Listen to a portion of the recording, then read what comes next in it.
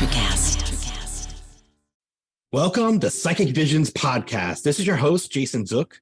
And this is Megan Kane. We're in the midst of a spiritual revolution. Our mission is to share and explore mysteries of the paranormal universe with our guests and you, our listeners, as we discuss healing, spirituality, life after death, and more. Psychic Visions Podcast, more than meets the eye. Hey guys, welcome back to Psychic Visions. We're your hosts, Megan Kane. And Jason Zook. And we are so excited to have you guys back with us tonight because we have Claudia Monacelli. And guys, she is so great. She's multifaceted. She does so many things. She is a professional interpreter, a college professor. She's a psychic medium, and a medical intuitive, a podcaster, an author. She just literally does everything. And she's really entertaining too.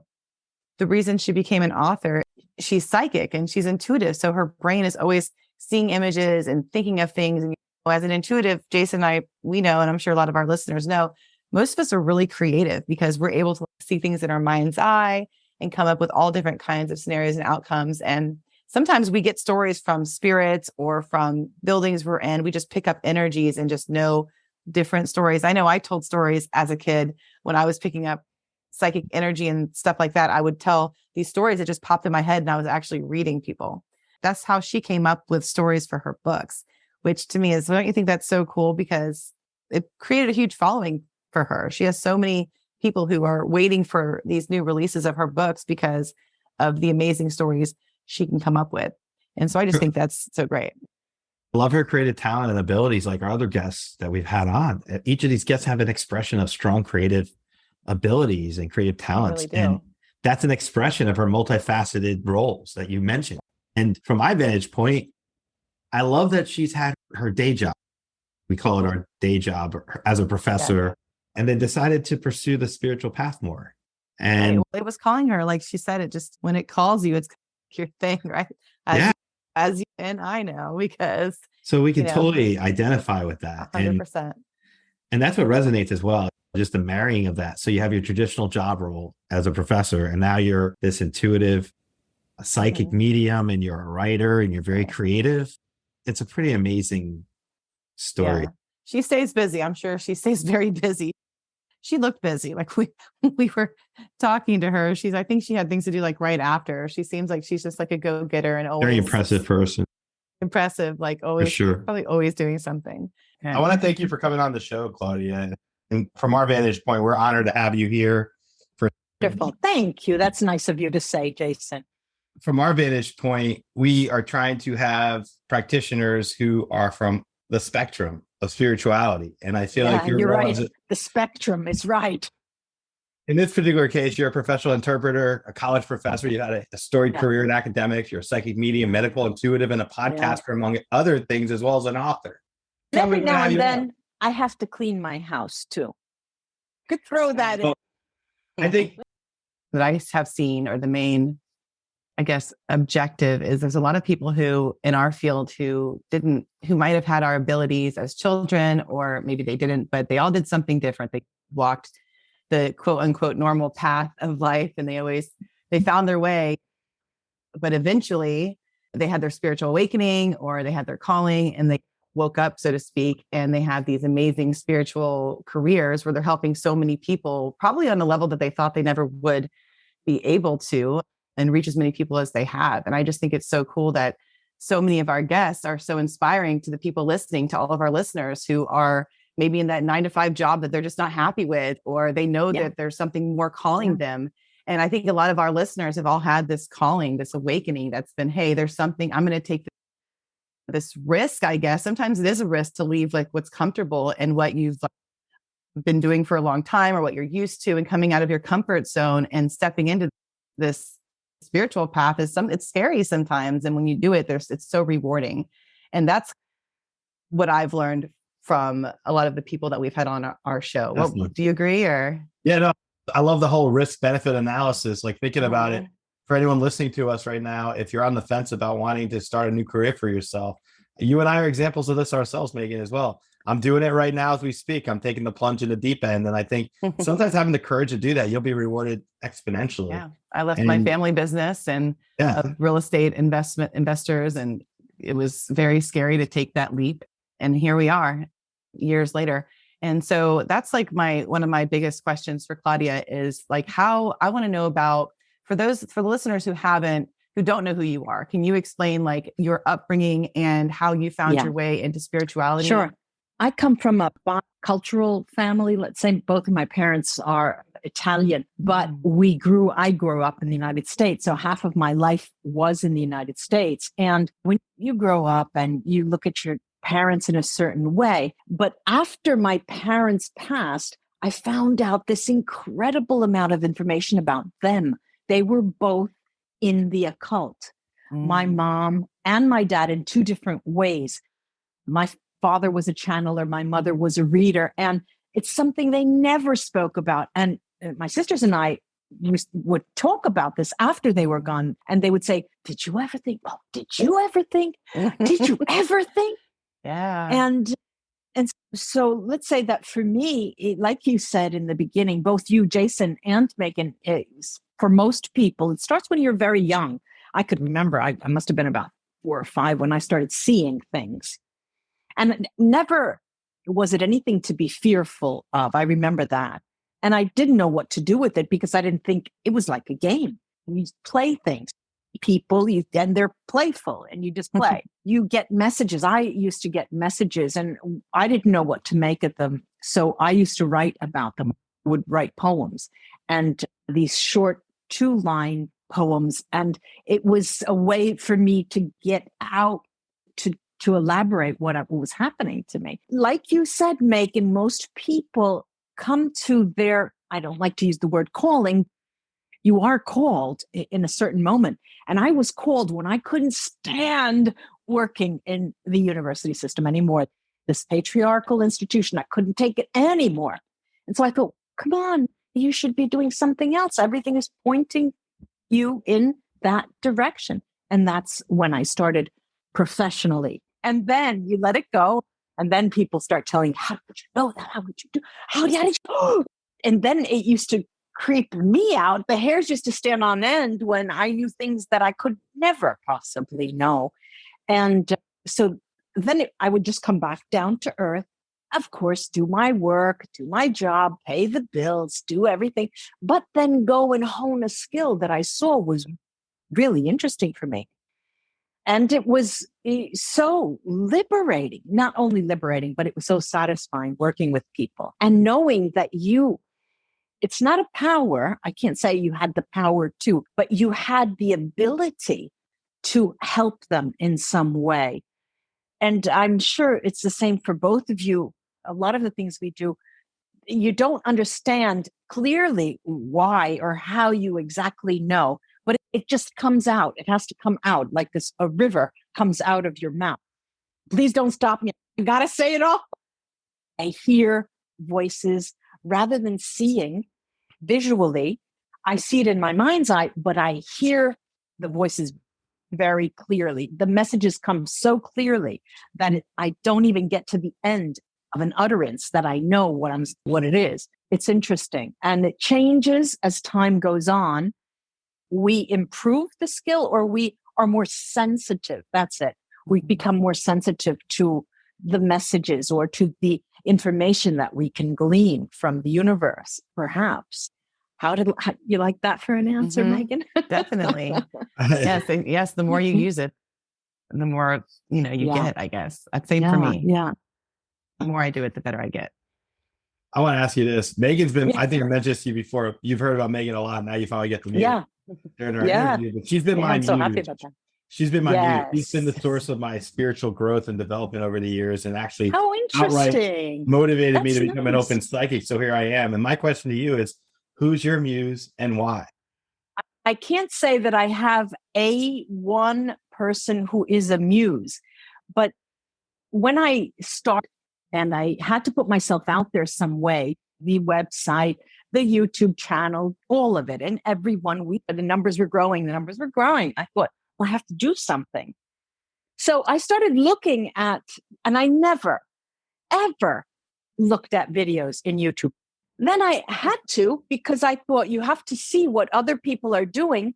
So I get an understanding of what is going on or how to call things, let's say, even on a website or your services. What do you want to call this service? I read crystal balls. All right. That's called scrying. All right. And I looked around. Nobody does that. You had to find out ways to do that. And when you say muse, there was one reader, I won't mention her name, that I saw myself in her as she was working. And that's really exactly how I feel. And so I followed her for a while. And then I saw the differentiations and distinctions between what I do and what she does. And I tried to get a read from her, a reading. And she was so busy a year in advance. And I thought, oh my goodness, I guess she must be good. And she was, I guess I could call her a muse. But then there are so many different things. There are symbols, there are archetypes like goddesses, Kali, Athena, these kind of personalities, let's say, or really archetypes that give you messages, that tell you things. And so the world that we are in as psychics, because I guess if we had one umbrella term, I'm not sure, would it be okay to call us psychics as a general term? Psychic readers, psychic mediums, that kind of thing.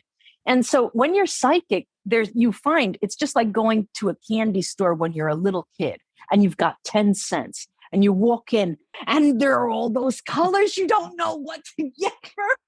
Yes. It's the same thing when you get into the psychic world. My God, there are messages from all over. You really have to focus or else you'll go cuckoo. Yes.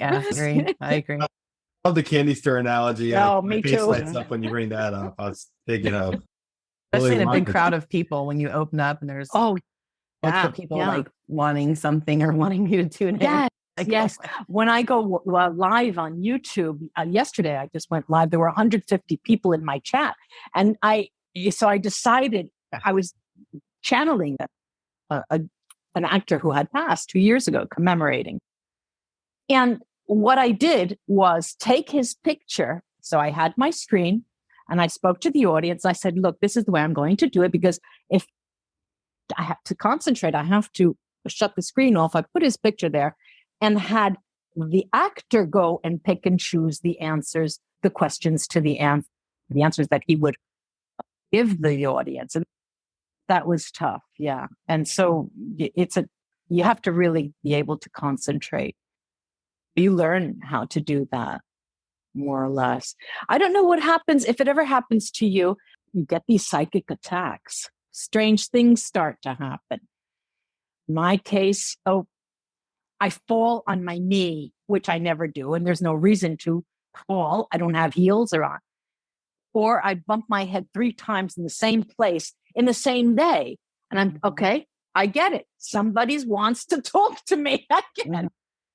But then you see it happening again, and you realize I probably didn't shield myself or guard myself in that online session or with a client, or because you get negative attachments from so many different places. Really, yes, constantly having to clean your aura, ground yourself. There's always, when we do work that we do, there's some things that we have to do to practice to keep ourselves safe as well and keep our aura clean and everything like that. Yeah. So it makes a lot of sense. I used to get a lot of psychic attacks when I was younger, in my 20s, and I was blocking out, like, nope, this isn't happening. I don't see someone at the end of my bed tonight. Like, I was like blocking things out because I had just moved into my own apartment when I was 18. And things calmed down. And like when I was younger, I would see and feel. And then when I started dating, I was able to control things a little bit more. Like when I was 13, 14, 15, didn't see as much. And then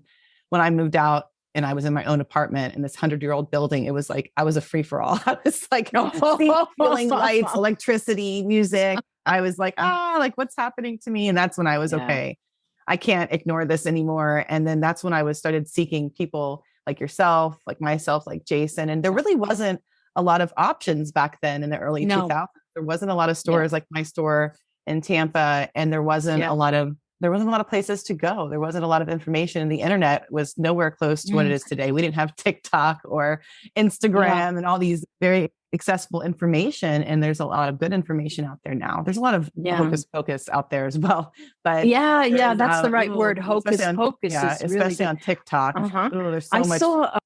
I saw just recently, at the beginning of the year, I think it was, I was looking around for schools or institutions that worked with mediums that would not teach, but elevate, where you can meet people like yourself. And I had new techniques. It was in Switzerland, and they had it every quarter of the year. They would have a 2-week retreat, and people would come from all over the world. They closed it the month before I checked. And it was unfortunate because we get a bad rap. People, of course, they don't believe what we do. And in the beginning, I was so sensitive to that. And I thought, well, maybe I am a quack. I used to say to myself. I think we've all had that thought process. And when he does this work, it's you question yourself at least once or twice. But it's unfortunate. I just want to ask you, because I know a lot of people we get this all the time too. You probably get this, be a practitioner. Let's say someone comes up to you and asks you, I try so hard. I hear on your show that you guys can meditate and you can be spiritual. And I try so hard to connect, but I just can't connect. What recommendations would you give someone in our audience who wants to connect more based on your personal experiences that helps open them up to spirituality? What I have to say links to a platform, a perspective that I have, obviously. I don't want to talk politics, but I speak from I'm speaking from where I am, right? From my experience. And no matter what just for spiritual background you have, people have come to me from all different backgrounds and they say, what can I do? Just like you said. So I say, but at the same time, the same people ask me, is there a God? Was Lord Krishna, did he exist? Was he all of that? And what I say is, there are those among us walking among us that are elevated. Their spirit is elevated. They have a certain vibrational rate and they attract like vibrations. Having said that, you yourself can do the same. But if you know that the divinity that you are praying to out there, part of that is in you. You have a divine presence within you. You need to contact that inner voice. Well, so many call an inner voice, so that you will be able to connect to the divine. And so there is also, it's all about language as well. You hear people, all of us, we do too. I'm connecting to my higher self. You need to talk to your higher self. I'm looking, how high can I go? But if I just said an inner divinity and a higher self, that is those are two different dimensions, obviously. So I have a piece of a cake, a really big cake, but that cake is a pie in the sky. And I'm just one of the ingredients and the pie's up there. And when we pass, we get to have it. We get to taste it, actually. A lot of the ways that through my channeling sessions, the spirits that were talking, because the questions came and the answers were singing and using your vocal cords is a very strong way to improve or increase your vibrational rate and to get you into a state. I guess I could call it a state of, I don't like to use the word meditation, a state where you can connect, but it is the sound a higher consciousness that you tap into. Exactly. Like the sounds made by the Arab language, the guttural sounds. Yeah. But it's a singing sound. They actually vibrate or singing actually and change the span of your vocal cords. Yeah. Oh yeah. That's a long answer. I'm sorry. No, but we totally get it though. Jason and I have had experience with doing the chants and the ohms, and there's this one guy that I've listened to. His name is Stephen Goldman, and he does a 7 chakra tuner cleanser. And I've listened to his, and I've given it to a lot of my clients too, like even after Reiki or people just coming in to the shop to see Jason and I. We have giving out this thing, and you listen to it with headphones, especially. And it's he records a bunch of monks chanting the ohms. And it's when you do it along with them, it's not about how you sound. It's all about how when you hit that vibration. Exactly. That vibration. I'm not going to like scare everybody, but it's like when you hit that, you could feel this intense energy shooting through your body.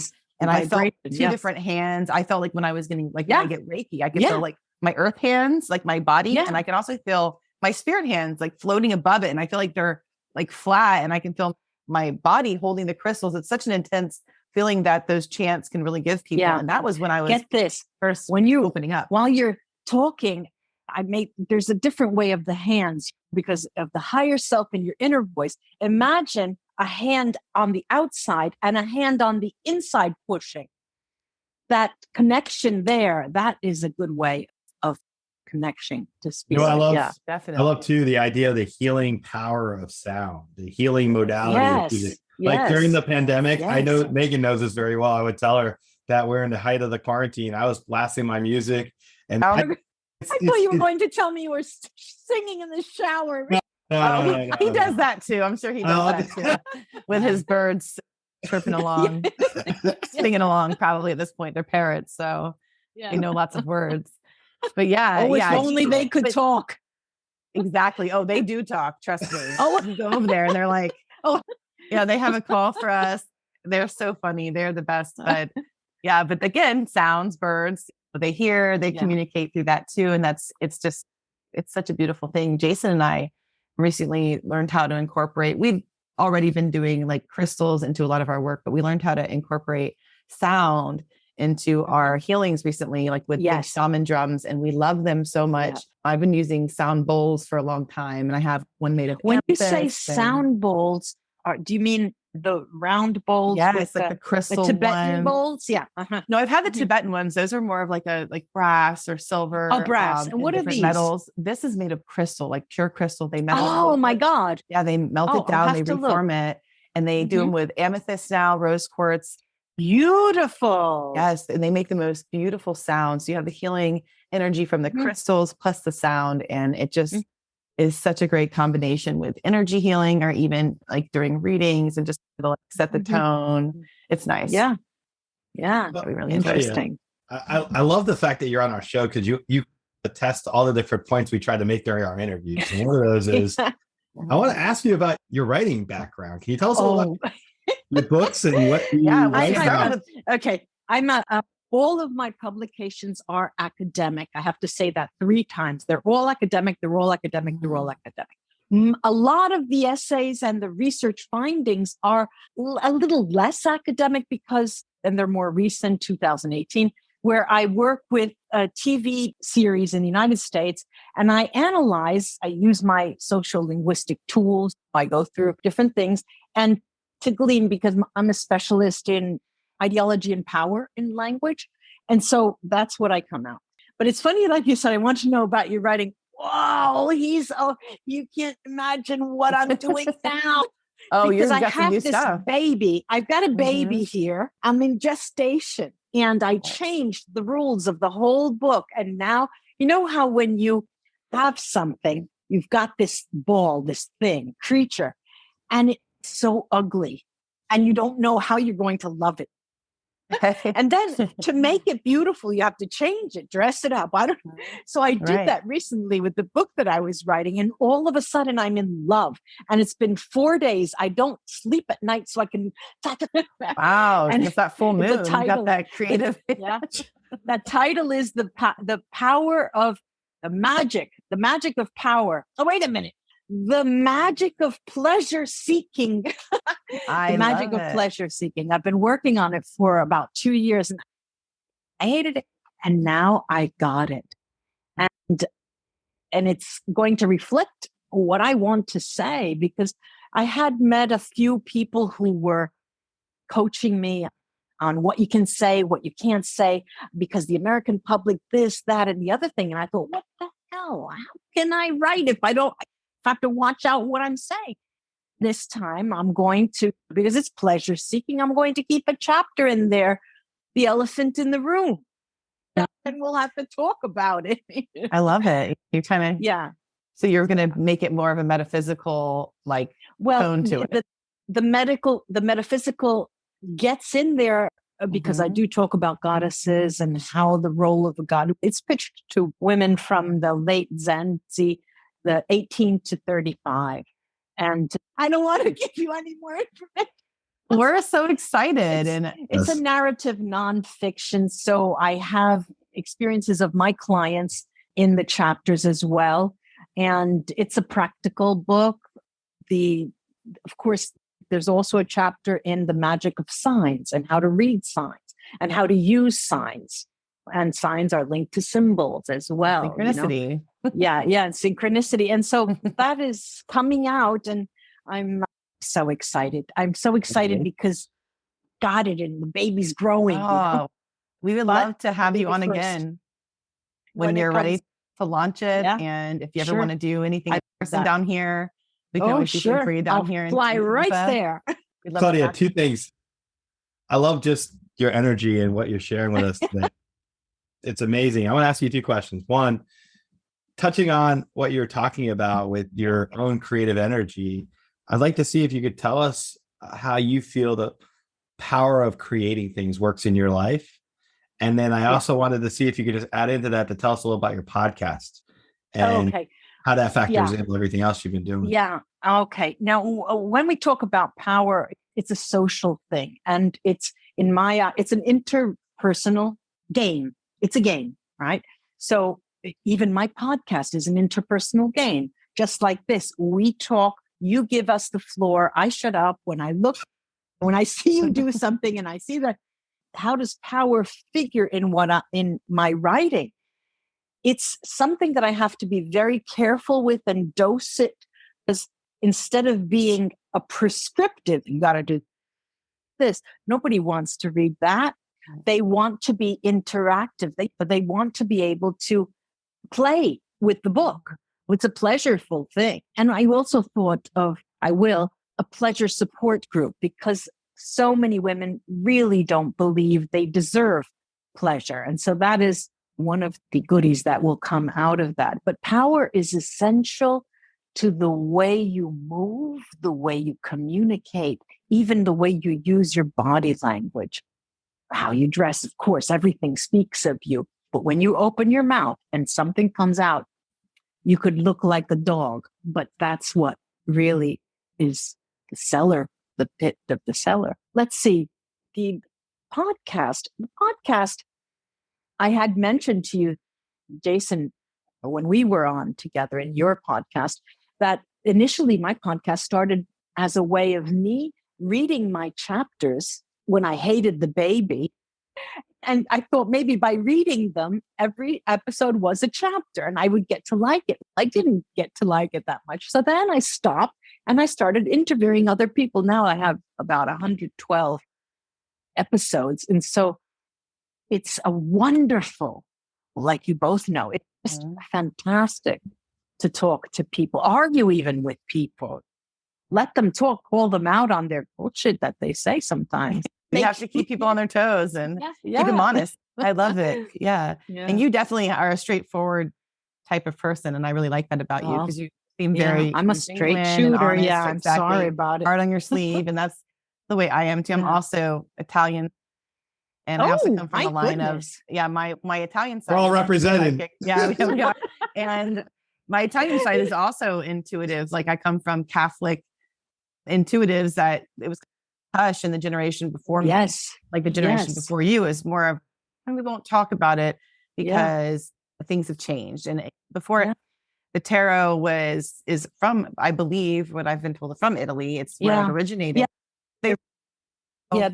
The French and the Italians fight for that. So I feel like it's been in our genes, in the culture for so long. And glad that we're able to just come out and be true to who we are now in this day and age and not be ostracized for it. Let's make a pact. We'll definitely come to Tampa and sign books or whatever. Let's do it. And we'll play, but you guys have to come to Rome. Love it. I haven't. We're playing on Megan's idea right now. I'm telling you. Years, so I need to go. I'm synchronicity. Can I just raise this point. Megan and I were just talking about how we want to go and visit our guests. And I feel like the synchronicity of you bringing that up, it touches on everything. Like there's the role and power of synchronicity in our lives. Like Megan and I have so much synchronicity of how we, in our backgrounds and who we are. And you and I connected last year at the synchronicity where we grew up and where I'm from in New Jersey. And I just want to ask you this, when you look at the power of synchronicity and how it's influenced your life, what would you share with our audience as one of the most synchronistic events in your life that has motivated you on your journey? People have to know that the synchronicity is a little bit like luck, being at the right place at the right time, and you don't know why. And I have to say that it's everything that I do, every single thing that I do. I can't say that there is one specific, at least not here. Now, not at this moment on these 2 feet that I have. No, I can't think of anything specific. Meeting you both is pretty bonus, but I can't say of it that anything else isn't. I'll give you an example. I could remember when I was every Saturday morning, we would get a little bit parked in front of the television and we would watch Abbott and Costello, all their movies and all of those things. And I would love that. I come to Rome, live in Italy, Tuscany, then in Rome, and I'm fixing the apartment. And I said, okay, let me get some bits of Lou Costello from where I grew up, right? I put the walls right near the window because my window is very large. And a woman walked past and she saw the pictures and she rang me and she said, is that, how did you, she was thinking, where are you from? What are you doing? How could you have that? And it was a distant relative of the family. Wow. Yeah. And so why would that have happened that day? You put it up and she walks by. Yeah. And I might have had, maybe I needed to remember my roots. And maybe she needed some kind of confirmation too that exactly. didn't tell you about. And it's so beautiful how that happens. And we really are all so connected. So that's why you have to be nice to people. That's why you have to be nice to people because everybody's extension of we're all somehow really, when I'm pissed off. Connected. Yeah, exactly. Except for when they're on your S list and you're not supposed to. Got to get back in your good graces. Yeah. But Jason was telling me, Megan, that you have a store, this crystal store, and I thought she's in heaven. She's in heaven. Yes, I am. I'm surrounded by crystals and how long have you had the store? Books. I've had it since probably about 6 or 7 years. It started more as I was an artist. I was making things with crystals, making jewelry, making things. And then people kept writing my Etsy saying, your crystals are so charged. They're so clear. They're so powerful. I'm like, what are they talking about? Like, what are they talking about? I know. And then I had a few more weird, quote unquote, happenstances where people were like, you're a healer. You're sending out energy, blah, blah, blah. And then I went to Lilydale up in New York, which is a psychic community. I'm sure you've heard of it. Mediumship community guided me and said, you need to redo your store and make it just completely metaphysical, get away from the online, start doing your readings and healings more. And that's what I did. And it just took off. And here we are. Now we have a psychic show and a network. And that's great. It's great. It's great. But we have a lot of really beautiful crystals from around the world and thousands, I'm not kidding, thousands of tarot and oracle decks. So I can imagine. Really fun. It's like the Disney World for psychics. It really is. We have everything. We have herbs. We have Reiki. We have readings. Jason will make some guest appearances there. And we have other readers that come in and do guest appearances that have followings on YouTube and stuff like that. And it's really great. We have a really great time. It's a community. And we have so the pack stands. I go to Tampa, you guys come here. We love that idea. We will do it. Get ready for us. I see that comfortable leather couch in your background there. I call that couch, Jason. You get the floor. We travel in style. Oh yeah, if we come to Italy, I'm telling you, we'll be doing it in style. All right. You'll see Megan on your couch. And Jason hiding behind that cool little. It's a deal. It's a deal. Great stuff in her apartment there in Rome. Looks like some fun stuff. We got to come out and hang out. Go through your paintings. Eclectic. And, it's a little eclectic. I love it. We're very eclectic. Hey, I want to ask you, because we're running a lot of time, if you could share your information with our audience, we're going to have in our show notes, but Sure. it's the best way to reach out to you. Sure.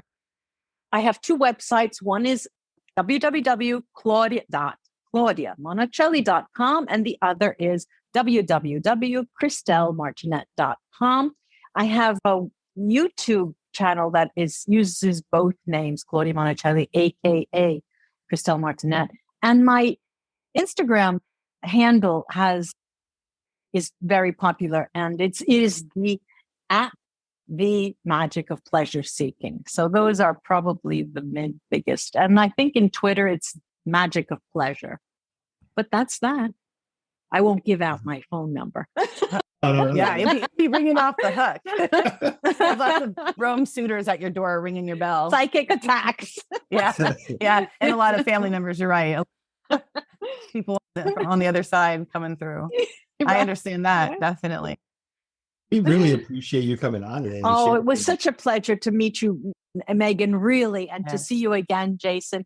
And we'll talk again. I would say this. Of course. It's a pleasure having you share yourself with us today and all your gifts and just your insight and wisdom. And we appreciate you coming on. And I'm so glad you finally got a chance to meet Megan. And yes.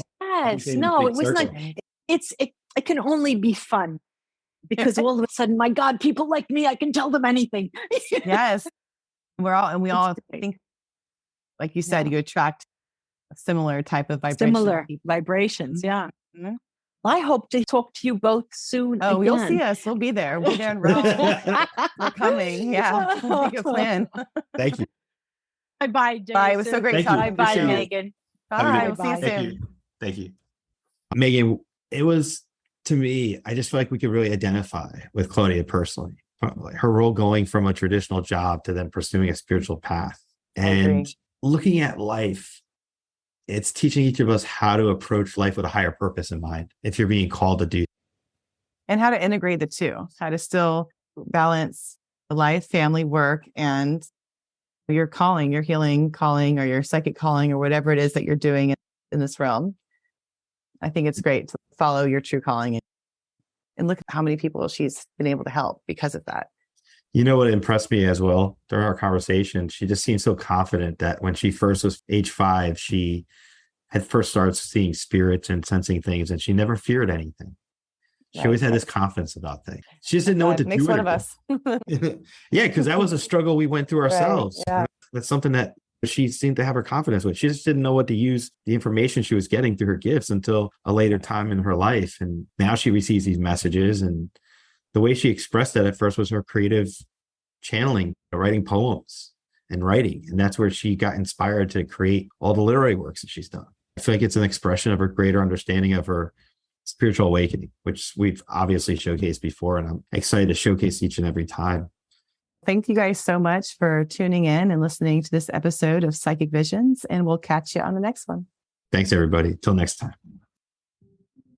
Thank you for listening. Don't forget to follow Psychic Visions Podcast on Instagram. Psychic Visions Podcast is a production of Electricast Media. Our executive producers are Mark Netter and Peter Rafelson. If you like our show and enjoy what you hear, please subscribe and give us a rating wherever you enjoy podcasts. And always remember, harness your inner power. Welcome to Ringside with Ray and Prince. My name is Ray Leonard Jr. Oh, is that the set? No, that's just my dad. My name is Prince Daniels Jr. Daniels again with a big home touchdown. On this show, we come to humanize Athletes, entertainers, business executives. We're going to see what makes them tick. Tuesdays, 10 a.m. Pacific time on Spotify, Apple, Amazon, and wherever you get your podcasts. We'll see you there. Peace and power. Electricast. Ever thought about starting your own podcast? Do you have a business or a message you want to share with the world? Well, now it's easier than ever with Electricast. Hi, I'm Mark Netter. And I'm Peter Rafelson. We're the founders of Electricast Media. Whether you want to start a new podcast or already have one, join Electricast to grow your audience, monetize your content, and build your community. With our simple sign-up, you get free promotion, world-class analytics, premium ads, and personal support. Go to electricast.com and join our community today. Electricast. Transform your influence. Electricast. Electricast.